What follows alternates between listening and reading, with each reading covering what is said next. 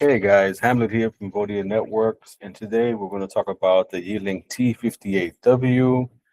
This unit is running Android as the operating system, but we're going to provision the unit to register with the Vodia PBX. So the first thing we're going to do is grab the MAC address of the unit, which is found under status. And then we're going to go to the PBX to add the MAC address.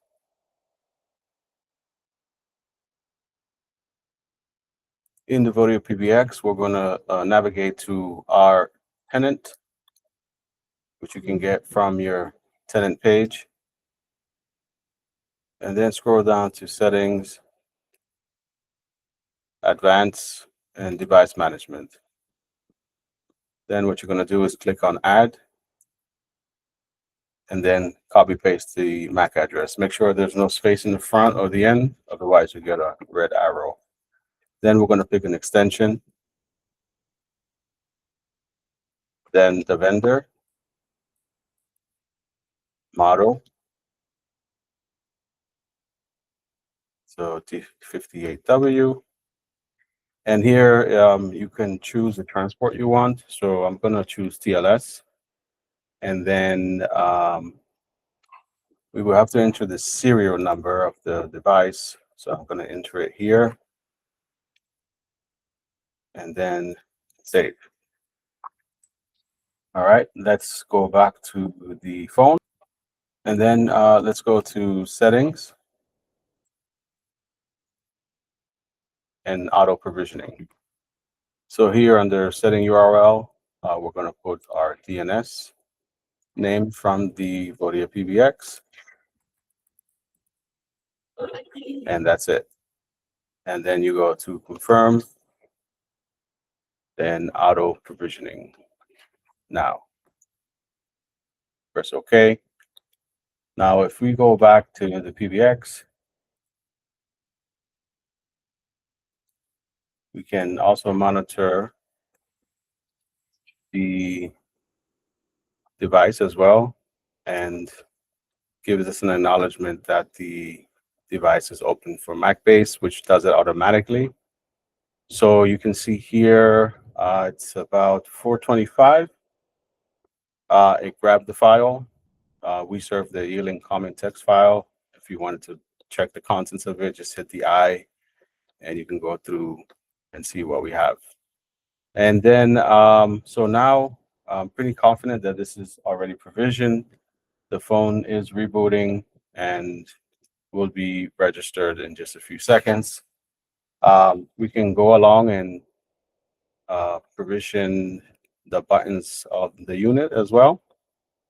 So we can go to extension 1004, then buttons, and then let's add a few BLFs button here. So I'm just going to choose from the drop-down extension BLF and click the plus button to add your extension. So 405, 6, 7. Let's change it up a bit. Let's put a park orbit and maybe a call queue. All right, and then the device is already registered. I will show you that. I'm going to save this configuration, and the phone will be fed that configuration with the buttons now. So if we go back to device management, and go to our template here, and let's see, the last template hit was 427. Just now, I believe this will have the buttons if we scroll down into the template here. So, oh, there you go. It's showing 5061. So I'm pretty sure it's using TLS, and I can show you that. All right, there are the buttons, 104, 05, 06, 07, my park, and my queue. So I'm pretty confident that the phone has these configurations, and I will show you that. Let's see the status registration. And we can see the T48. Let's go to the next page. All right, T48, and it's running T58W rather, and it's running on TLS. So if we go to the phone and log in, all right, let me show you that.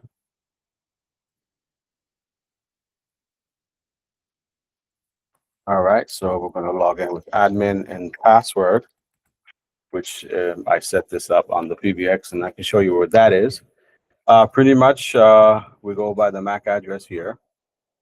And if we go to line keys, here are the buttons that I provisioned, my BLFs and my park orbits.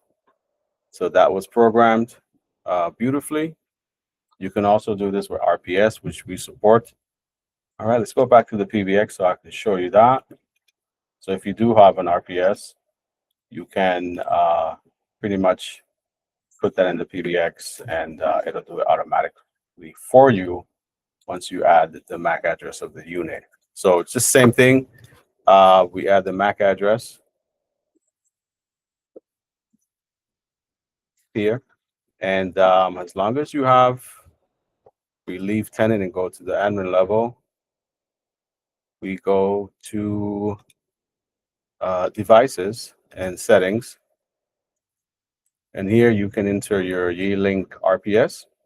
You click on the little button here and you enter your user and password.